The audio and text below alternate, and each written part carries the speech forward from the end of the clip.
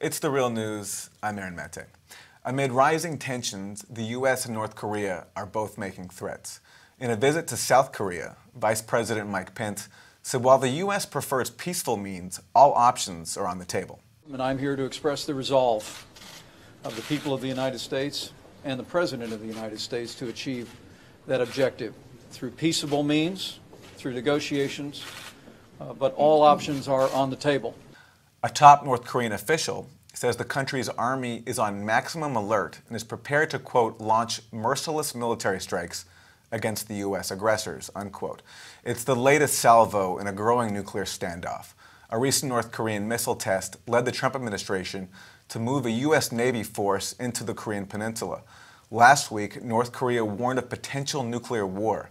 And this weekend, North Korea staged an annual military parade that showed off new weaponry. It followed that with another missile test that quickly failed.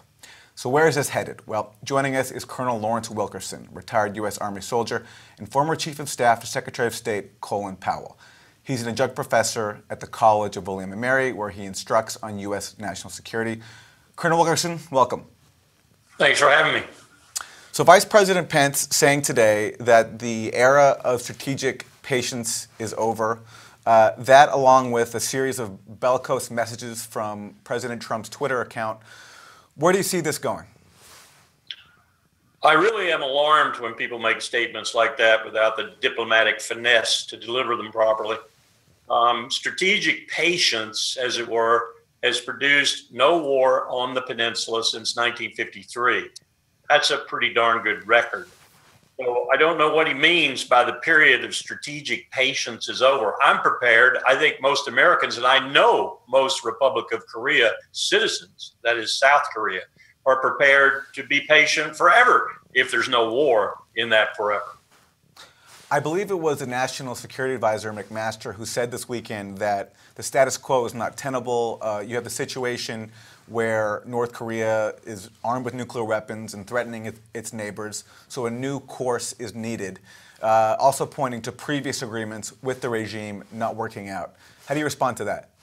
Well, I respond to that by saying the previous agreements with the regime, the agreed framework, for example, that Bill Clinton's administration engineered, didn't work out as much because the United States didn't live up to its obligations under those agreements as for any other reason. So we can throw rocks at both sides with regard to agreements. What I'm concerned with is that people run around this town, Washington, and they talk about people not being deterred by the fact that we have more nuclear weapons than everyone else in the world combined, except for Russia. If Kim Jong-un or any Kim dynasty leader, in fact, any leader in Pyongyang with his hand on their button, were to fire a missile at Tokyo, Japan, or South Korea, or Guam, or Okinawa, or any place they might be able to currently hit, or ultimately, if they were to fire one in California, they would cease to exist. No U.S. president would restrain himself or herself from responding. Pyongyang would cease to exist, and I dare say the entire Kim dynasty, whose sole objective, is preserving themselves in power, would disappear in the flash of a mushroom cloud. So, I mean, this is ridiculous to think that they're not deterred. You know, you mentioned the history of U.S.-North Korean agreements, the recent history, and you talked about, throwing rocks on both sides. Well, you have an inside take on this because you worked for the Bush administration, which abandoned the Clinton agreements, the key one being North Korea agreeing to freeze plutonium production. There also was some sort of indirect deal about buying up North Korean missiles. But President Bush abandoned this policy. Can you tell us what happened there and how that helped lead to today? Well, our intelligence community really, I don't think, can say whether the chicken came first or the egg in this case. What we do know is that the money that we had promised, that the Europeans had promised for the light water reactors, which were supposed to replace the dangerous plutonium producing reactor at Yongbyon, actually didn't come across. Europeans pretty much put up their billions, but our Congress was very reluctant and in the end didn't put up hardly anything. And in terms of the heavy fuel oil shipments we promised, the Congress was either dilatory in shipping it or didn't ship it to the amounts that were agreed to, or both. So the North Koreans, as Jim Kelly, our Assistant Secretary for East Asia and Pacific, found out in October 2002 when he visited Pyongyang and talked with Yi Gun and Kang Sak-ju, found out that they probably did hedge their bets and had a secret program for enhancing uranium to back up the plutonium program we had frozen.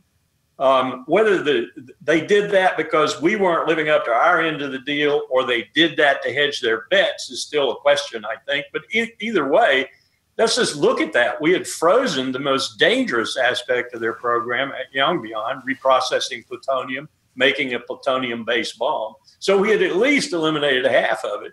And at that point, we didn't have any nuclear weapons. Now we've got 10 or 12 nuclear weapons, and we don't have any agreement at all. We're not talking. We're not doing anything.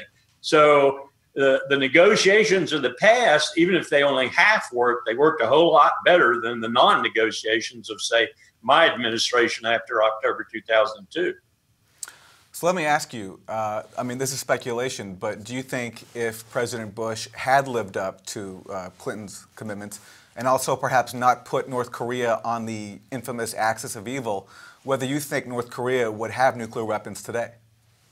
I'm not sure. That's a hard question to answer. It's a hypothetical. I'm not sure what the situation would be. Let me put it this way, as a military professional, if I were Kim Jong-il or Kim Il-sung or Kim Jong-un, I would want to hedge my bets against a power that arrayed itself in front of me as threateningly as the U.S. does.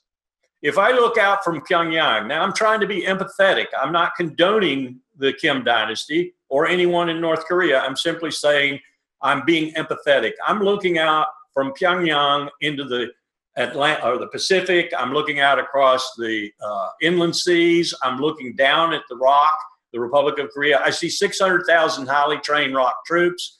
I see B-2s on Guam. I see Vincent aircraft carriers steaming towards the peninsula.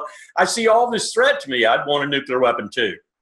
So if you want the bottom line, there isn't anybody in the world today, after seeing us invade Iraq, after seeing us bomb Syria, after seeing us we're at war with 7 or 8 countries right now in terms of drones. We're flying across their borders and killing people inside their territory. So if I were anyone in the world who thought my regime was in trouble, I'd think the trouble came from the United States, and I'd want a nuclear weapon too. That's not at all to say I condone the proliferation of nuclear weapons. I'm simply stating the obvious. I'm stating the rational obvious. On the subject of U.S. policy influencing North Korea's thinking, there was a piece in the New York Times yesterday analyzing the current crisis, and they made an interesting point near the end where they pointed to the fact that Libya, under Colonel Gaddafi, they made an agreement with the U.S. about giving up on their nascent nuclear program in return for some financial relief. Now, the financial relief never came, and then, of course, when you had this uprising against Gaddafi years later, the U.S. joined the side of the uprising and actually helped overthrow Gaddafi. And the Times says that this experience has heavily influenced the leaders in North Korea, that actually Libya is often talked about in North Korean strategic writing and discussion. Absolutely. Look at Iraq and the invasion in 2003. Many have maintained, and I think with some reason, that it was an illegal war. Look at Libya. Look at the strike on Syria recently. If I were someone out there looking around and considering my threats, and I thought a nuclear weapon would help me at least in some ways keep that threat from coming my way and overthrowing my regime, I'd surely want to build one. I was there when we did what you just described briefly with Gaddafi. Tony Blair was wined and dined in Condi Rice, and everyone was all hunky-dory loving Muammar Gaddafi at that particular point. And then suddenly we move a few years down the road and bang, everybody's getting rid of him. And we haven't seen a good analysis of that conflict yet. I've had students write papers on it, good papers. And this is not a moment of U.S. brilliance, to be sure. And look at what we've got now. We've got, for example, one of the biggest arms bazaars in Northern Africa, if not the world, to include shoulder-fired missiles. Gaddafi's arms caches going out to the rest of the world, including ISIS, Lashkar-e-Taiba, Al-Qaeda, and other groups like that. So Libya is not a success story. not at all a success story. But it is something that teaches other leaders in the world to beware of the United States. Since we're talking history, I want to go back even further to the wider historical context for U.S.-North Korea tensions.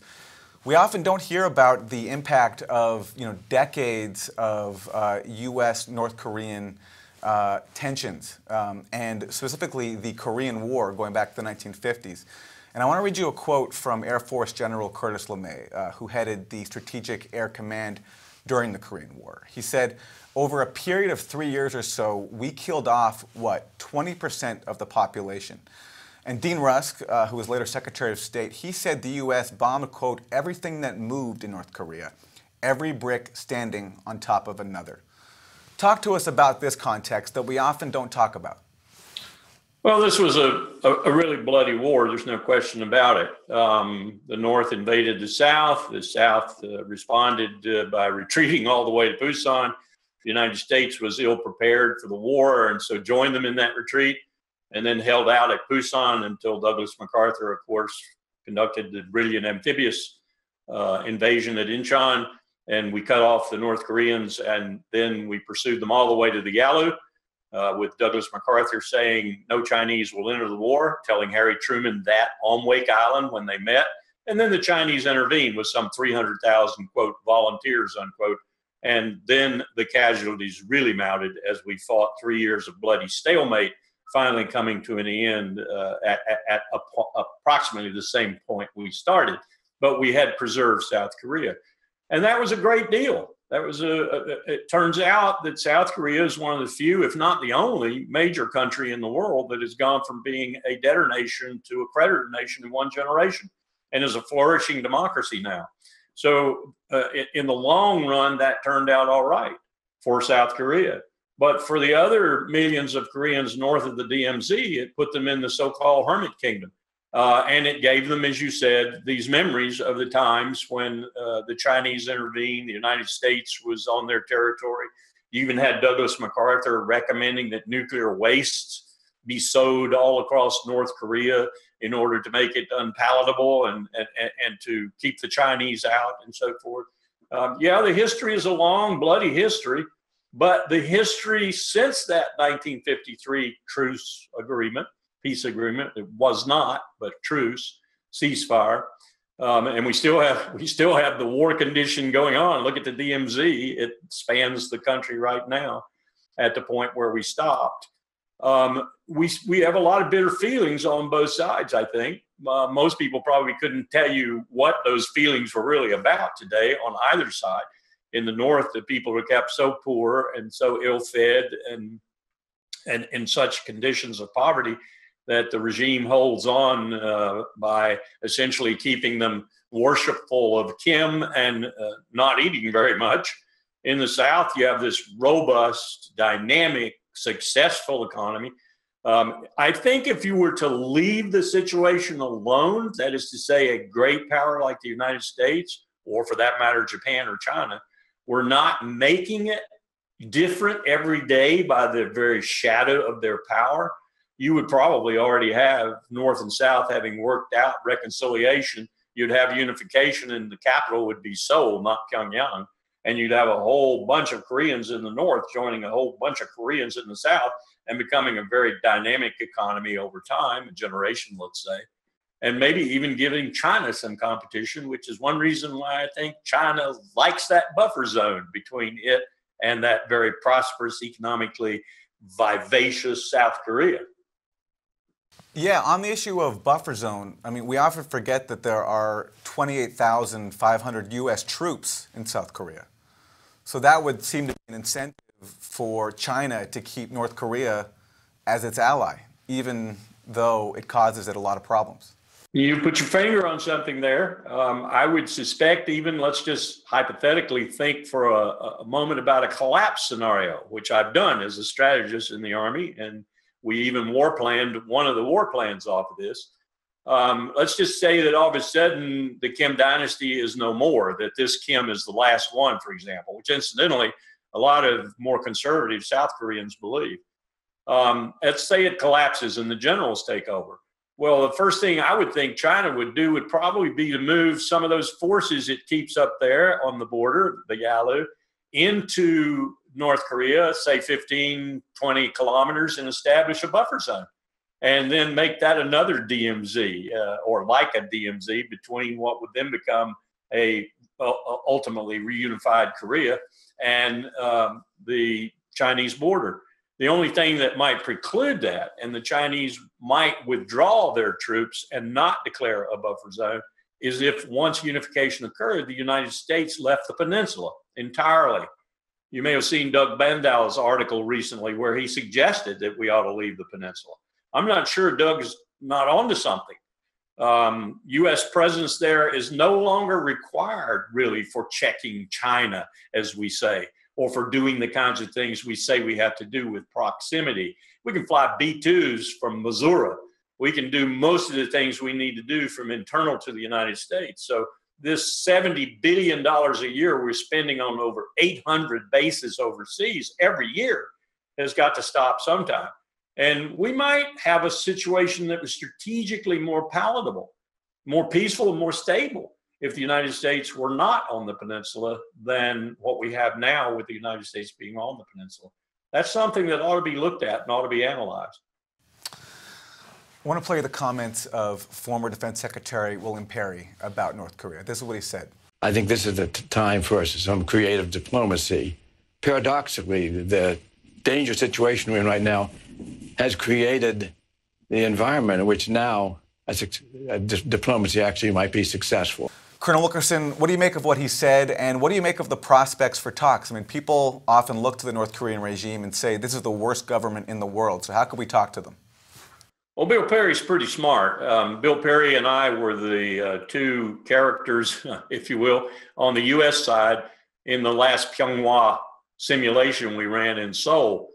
Bill played the U.S. Minister of Defense, and we had the ROK Minister of Defense on the other side, and we did sort of a war game together. He knows the peninsula well. He was there when we came very, very close to war in 1994. And I think he's right. This is not an insane regime. It's a very rational regime. It wants to preserve its own power. So the very idea that deterrence wouldn't work against them is simply nonsense. But it's also a high-stakes poker regime. They do their brinksmanship. They play their high-stakes poker games. They drop artillery rounds on South Korea. They sink a South Korean boat or some other brinksmanship-like move. And they do it because they want us to come back to the talks. Well, I say we need to be the kind of power that recognizes it could eliminate them from the face of the earth at any moment that it wanted to, but be magnanimous and deal with this. Deal with the situation as you have it. Go back to talks. I don't care if we talk until we're blue in the face, as long as strategic patience continues to work and prevent a war. These people who walk around and pontificate about, oh, there'll be a war. Oh, there'll be a war. Oh, they'll shoot Japan. Oh, they'll shoot South Korea. Oh, they'll shoot Guam. Oh, they'll shoot California. That's just what those people's place in life is about, starting wars. I like strategic patience. I like no war. I like stable situations where no one's dying and no one's dropping bombs on someone else, least of all my own country.